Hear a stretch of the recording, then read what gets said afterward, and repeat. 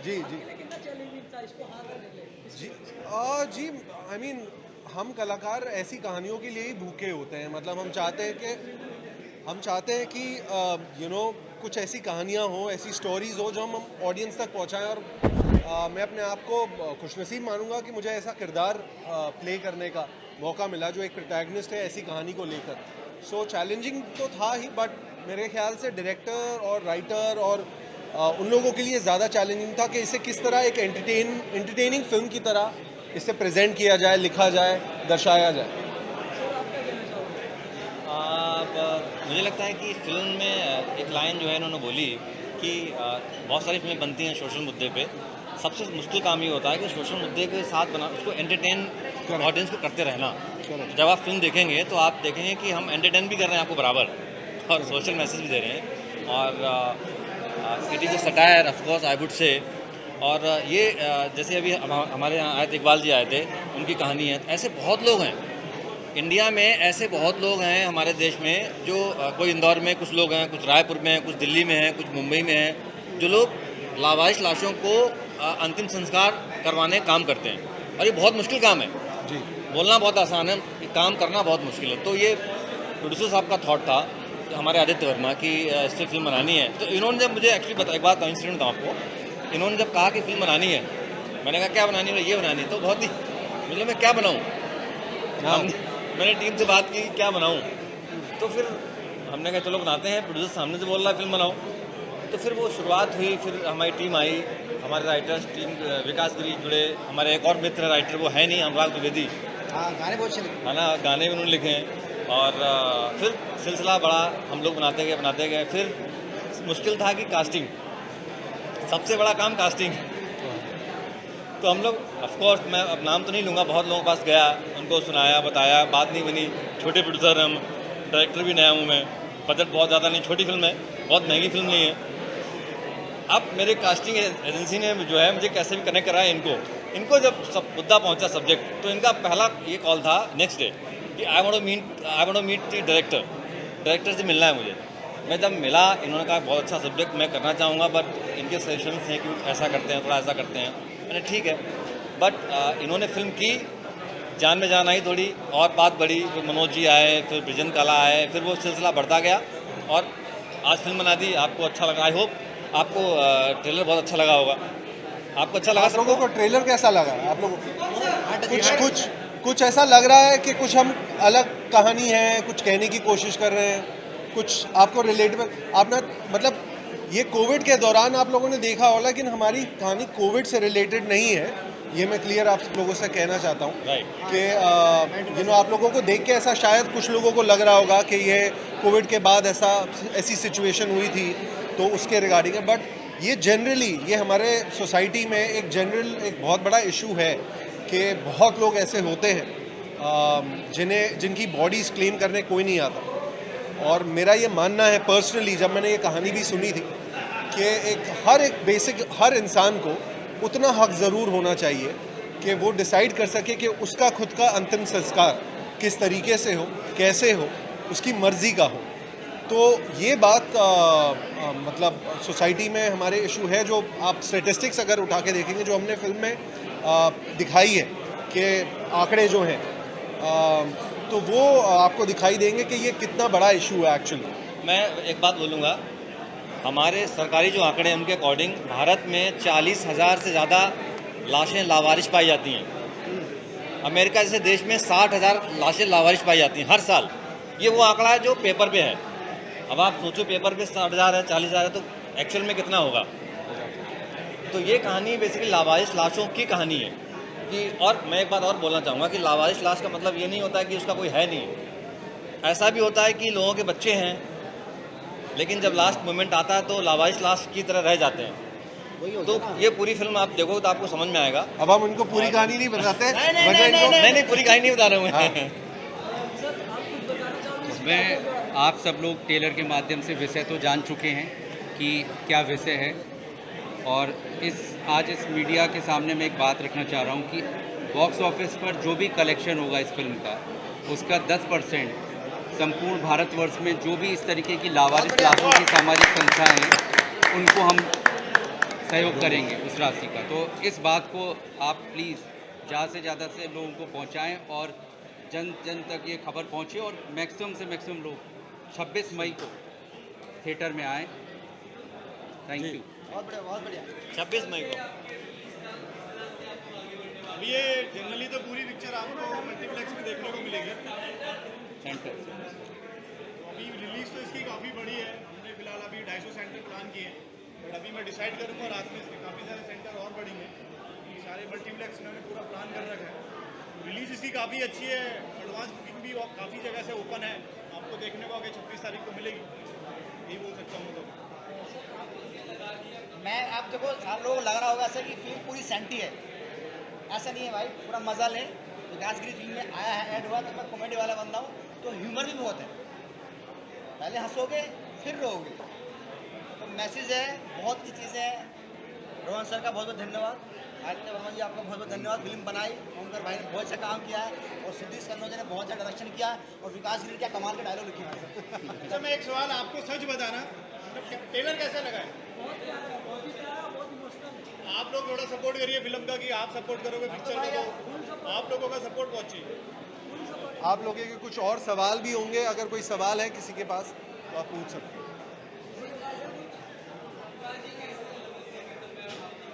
हाँ जी,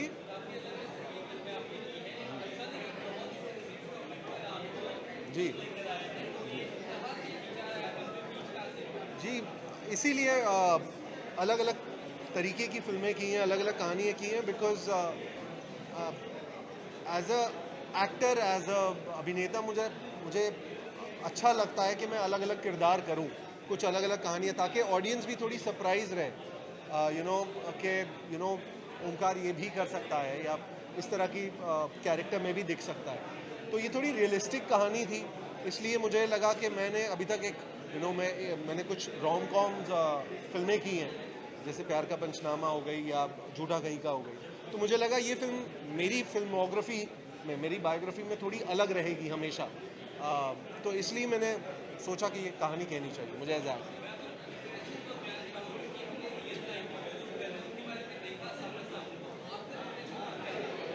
जीत आया पीवीआर से, जीत जी, एक्चुअली हम कुछ दिन पहले एक्चुअली पहुँचे थे, कुछ लोगों से इन्होंने मुझे मिलवाया, जैसे आप लोगों ने अंदर इकबाल जी को आप मिले, तो उनसे थोड़ी, हर एक्टर जो एक रिसर्च करता है अपने कैरेक्टर के बारे में, तो वो चीज़ें थी ज़रूर, कुछ नॉलेज थी। इन्होंने मुझे काफ़ी स्पॉटलाइट डाला उन चीज़ों पे कि ये इश्यूज़ हैं। तो मेरे लिए भी एक सरप्राइज़ था जब मैंने कहानी सुनी थी, इसलिए मैंने जब सिनॉप्सिस पढ़ा था तो मुझे लगा यार ये कुछ अलग है कहानी, और ये रियल इश्यूज़ हैं हमारे सोसाइटी में। तो हाँ, इसलिए मैंने definitely as a actor research करी। Thank you. Thank you everyone. सबके सवाल पूरे हो गए। मई को रिलीज होगी थिएटर्स में, सिनेमाघरों में, all India, all over the world. आप लोग प्लीज़ ज़रूर देखिए। इसमें सोशल मैसेज भी है, एंटरटेनमेंट भी है, और आप लोगों का सपोर्ट बहुत ज़रूरी है, बिकॉज हम एक छोटी फिल्म बना रहे हैं, लेकिन इस फिल्म का दिल बहुत बड़ा है, इस फिल्म का मैसेज बहुत बड़ा है, और अगर हम समाज में, सोसाइटी में कुछ बदलाव ला सकते हैं तो हमें लगेगा कि हम कामयाब रहें। और आई थिंक इस तरह की फिल्में, मुझे लगता है कि हाल फिलहाल में आप लोग सपोर्ट कर रहे हैं, जैसे कश्मीर फाइल्स हो गया या केरला स्टोरी हो गई, तो हमारी भी फिल्म को उसी तरीके से अगर आप लोग सपोर्ट करते हैं तो लगता है हम भी काफ़ी अच्छा कर पाएंगे। सो आप लोगों की सपोर्ट की, ऑडियंस की सपोर्ट की बहुत ज़रूरत है। Thank you so much. Thank you everyone. साथ में बैठ के देखें, क्योंकि आज कंटेंट ओरिएंटेड फिल्में ही बनती हैं और कंटेंट ही बहुत बड़ा स्टार है। तो इस फिल्म का कंटेंट बहुत बड़ा स्टार है, आपको बहुत अच्छा लगेगा। बहुत अच्छे अच्छे एक्टर हैं, मैं हूँ, बहुत सारे अभिनेता हैं, विजेंद्र कालरा है, और ह्यूमर, तिरछी ह्यूमर के साथ एक सत्य अपने सामने हमें दिखेगा। इतनी ज़बरदस्त फिल्म बनी है, आप ज़रूर देखें। और लावास्ते को आप अपने मित्रों को, अपने परिवार को भी कहें कि ये फिल्म ज़रूर देखें, क्योंकि आज दावस्ते जैसी फिल्में समाज की जरूरत है। Thank you very much. एक अच्छा प्रमोशन की ज़रूरत होती है, एक अच्छा मार्केटिंग की ज़रूरत होती है। मैं कुरुश देबू, आप सब लोग मुझे डॉक्टर रुस्तम पावरी के किरदार मुन्ना भाई MBBS से जानते हैं। मैंने यहाँ भी एक डॉक्टर का किरदार किया है, लेकिन साइकियाट्रिस्ट का किरदार किया है, और जो मेन प्रोटैगनिस्ट है उसके साथ मेरा मेन रोल है। तो I really enjoyed my character, मुझे बहुत अच्छा लगा, और पूरी टीम के साथ मुझे काम करने का अच्छा लगा। मनोज भाई जोशी के साथ भी मैंने काम किया है इस फिल्म में। तो मैं चाहता हूँ कि अगर अच्छी फिल्म बनती है तो उसके लिए प्रॉपर मार्केटिंग, प्रॉपर रिलीज़ होना ज़रूरी है, और मीडिया का साथ होना ज़रूरी है। तो ऐसी अच्छी फिल्म के लिए हम चाहते हैं कि आप सब लोग का सपोर्ट रहे, और मेरा किरदार भी इसमें अच्छा है, बहुत ही सीरियस किरदार है, कॉमेडी नहीं है। तो ये फिल्म में जुड़े रहने से मुझे भी बहुत एक अच्छा फीलिंग्स हो रहा है कि एक अच्छी फिल्म के साथ मैं जुड़ा हुआ हूँ। लावास्टे एक बेंचमार्क फिल्म है, याद रखिए, अगर ये फिल्म ऑडियंस थिएटर में देखने जाएगी तो छू लेगी, और ये फिल्म उनके दिमाग में कंटिन्यू चलती रहेगी। इट्स नॉट लाइक दैट कि चलो दो घंटे की फिल्म देखी, एंटरटेनमेंट किया, भूल गए, नहीं, ये झंझोड़ के रख लेगी। लावास्ते ऐसी फिल्म है, तो ऐसी फिल्म ऑडियंस को ज़रूर पसंद आएगी, और आप सबका सपोर्ट से हम ये फिल्म बॉक्स ऑफिस पे कामयाब ज़रूर ले जाएंगे। Keep fingers cross. Thank you very much. Thank you. वास्ते के बारे में आप लोगों ने बहुत कुछ प्रोमो में देख लिया और सब ने बहुत कुछ बता दिया। बहुत ही एक सीरियस मैटर है ये, हमारे समाज में ऐसा भी होता है, ये बड़े शर्म की बात है हम लोगों के लिए, लेकिन एक ऐसी टीम जो ऐसा काम कर रही है उसके ऊपर एक ये फिल्म बन गई है, और बड़े अच्छे तरीके से कहानी को कहा गया है। सबसे बड़ी बात ये है कि इतना इमोशनल ये सब्जेक्ट है, लेकिन इसको इतने आसानी से, इतनी सरलता से पेश किया गया है कि आप लोग एंजॉय करेंगे जो भी इसको देखने वाला है। और हमारे प्रोड्यूसर साहब ने आप लोगों से रिक्वेस्ट तो की है, वो तो आप अपना धर्म निभाएंगे ही, लेकिन हाँ, ये अच्छी फिल्म, इनको प्रोत्साहन मिलना बहुत ज़रूरी है। मैं दर्शकों से जो देख रहे हैं उनसे कहूँगा कि आप प्लीज़ जाइए सिनेमा घरों में, अपनी फैमिली के साथ जाइए। ये फिल्म में आप आंखें नम तो होंगी, लेकिन आपको गुदगुदाती भी रहेगी ये फिल्म। इसको सिर्फ एक सीरियस सिनेमा समझ के ना देखें, ये बहुत सीरियस सब्जेक्ट है, लेकिन बहुत अच्छे तरीके से कहा गया है। ये मैं डायरेक्टर साहब को इसका मैं श्रेय देता हूँ। राइटर्स जो हमारे डायलॉग राइटर गिरी जी, इन्होंने क्या अच्छे तरीके से बनाया। मैं अगेन उसमें अपने बारे में बता दूं, मैं कॉप ही हूँ, बहुत बार कॉप देखा गया है मुझे, मेरी शक्ल वगल सब वैसा ही है, लेकिन मेरे को भी थोड़ा डायलॉग्स ऐसे मिले इसमें बोलने के लिए जिसमें बहुत मज़ा आया मुझे भी, और मैं खैर अपने आप को प्राउड फील कर रहा हूँ कि मैं इस इतनी बड़ी फिल्म का एक हिस्सा हूँ। और बस थैंक यू सो मच, जय हिंद। जैसे हमें पता चला कि लावास्ते एक मूवी आ रही है, यानी कि हम लास्ट के लिए हम हैं और ये एक मूवी आ रही है, तो ऐसा लगा जैसे ये मूवी नहीं है, ये एक सच्ची घटना है जो हमारे साथ घटी है, या जो हम ये काम कर रहे हैं। तो हमें बहुत खुशी है कि आज जो प्रोड्यूसर है, डायरेक्टर है, इस मूवी को इस माध्यम से इस मैसेज को लोगों तक पहुंचाएंगे कि एक क्रियाक्रम करते हैं तो उसकी कितना महत्व, कितना इम्पोर्टेंस है उसका। और हम बहुत खुशी है, हमारे पास शब्द कम है कहने के लिए जो किरदार है जिन्होंने काम किया है, या हमारे इकबाल ममदानी जी है जिन्होंने ये इस कार्यक्रम को लीड किया है, हम तो साथ में रहे इसको करने के लिए। तो बहुत ही अच्छा अनुभव हमारे लिए इस मूवी को देखने के लिए, और मैं सबसे कहूँगा कि इस मूवी को ज़रूर देखें और आगे बढ़ाएं, खास करके मीडिया से, कि मीडिया ऐसा नहीं कि आज इन्होंने इस इवेंट को लिया है तो आगे बस एक बार उन्होंने किया, इसकी रिपोर्टिंग और ख़त्म हो गई बात। इसको करते रहिए ताकि ये सिर्फ हमारे हिंदुस्तान की कहानी है। आपको पता चलेगा कि यहाँ अगर ऐसा हो रहा है, जहाँ इसकी संस्कृति ऐसी है, तो बाकी जगहों पे क्या होगा। तो मुझे पूरा विश्वास है कि इस मूवी के माध्यम से लोगों के दिल में थोड़ी तो जगह बनेगी कि हमारे माँ बाप की क्या अहमियत होती है, या हमारे परिवारजनों की क्या अहमियत होती है, और उसके लिए आप कम से कम उसके अंतिम समय में साथ दोगे और उनका सही ढंग से क्रियाक्रम करोगे। धन्यवाद। देखिए, मैं ये सबसे पहले तो फिल्म की टीम को बधाई देना चाहूँगा। कि जो कॉन्सेप्ट उन्होंने चुना ये वाकई में एक बहुत चैलेंजिंग है, ख़ास करके पूरे समाज के लिए, पूरे मुल्क के लिए। रही बात हमारे काम को लेकर के, तो मैं फिर वर्मा जी के लिए शुभकामनाएं देना चाहूँगा कि इस टॉपिक को उन्होंने देखा, हमसे बात की, खास करके सुदेश कनौजिया जी जो कि इस फिल्म के डायरेक्टर हैं, बहुत मेहनत करके इस फिल्म को उन्होंने समझा और बनाया। ये दोनों कॉन्सेप्ट अलग है। फिल्म में जो चीज़ें बताई गई है कि किस तरीके से पिता माता अपना खून जला करके अपने बच्चों को बड़ा करते हैं, और एक हर माँ बाप का ये सपना होता है कि अपने बच्चे जो है उनसे ज़्यादा कामयाब बने, जिसको लेकर के वो देश विदेश में अपने बच्चों के लिए कुर्बानियाँ देते हैं।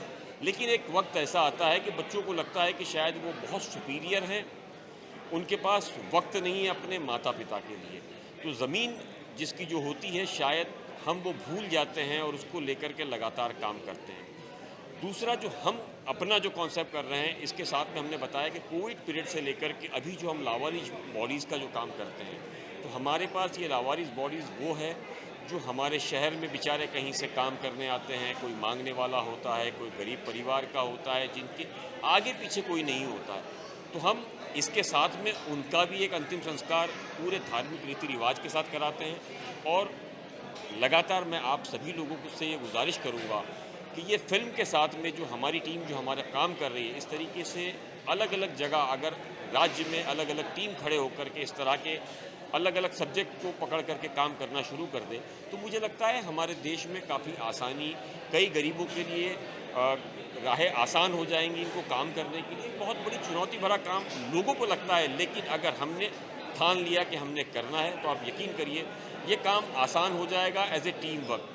मेरी फिर एक बार शुभकामनाएं पूरे फिल्म की टीम को, उनके प्रोड्यूसर और डायरेक्टर और एक्टर्स को कि ये फिल्म ज़रूर चलेगी। और मैं लोगों से भी ये गुजारिश करता हूँ कि एक बार इस फिल्म को ज़रूर देखना चाहिए, ताकि ये पता लगे कि माँ बाप की क्या कुर्बानी होती है, बच्चे कैसे बड़े होते हैं। बच्चे आज समाज में जाने के बाद भले ही वो किसी कंपनी के CEO हो जाए, किसी के कुछ अलग अलग स्टेटस पे वो चले जाए, लेकिन माँ बाप होते हैं आखिर। Thank you so much.